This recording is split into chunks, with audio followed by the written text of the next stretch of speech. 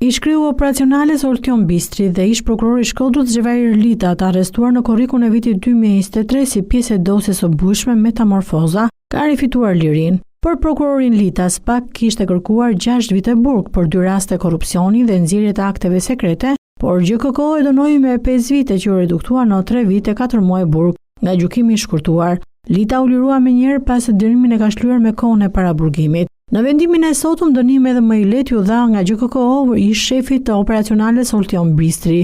Gjykata e shkallës së parë shpallet të pafajshëm për veprat e korrupsionit dhe pastrimit të parave, ndërsa i dënoi me 3 vite burg vetëm për zbulim të akteve sekrete. Dënimi i tij u konvertuar në 2 vite prej gjykimit të shkurtuar dhe Bistri u la i lirë në sallën e gjyqit pasi e ka kryer dënimin. GKK rrëzoi dhe kërkesën e konfiskimit të 1.3 milion eurove që ishin sekuestruar Bistrit. Në vendimin që gjykata e posaçmeve ka shpallur për një pjesë të pandehurve në dosjen Metamorfoza, kur përfshiheshin ish zyrtar policie, ish prokuror dhe biznesmen, trupa gjykuese me 3 gjyqtarët e Tleva Deta, Flora Eredinaj dhe Irena Gjoka, dënoi ish efektivin e policisë Edmond Preka me 10 vite e 6 muaj burg, që u konvertua në 7 vite. Behar Brajovic, i njohur si Behar Bajri, u dënua me 13 vite burg dhe do të vuaj 8 vite 8 muaj burg. Bokseri Asmer Bilali do të qëndroj 5 vite 8 muaj burg në qeli nga 8 vite gjysmë që i dha gjykata.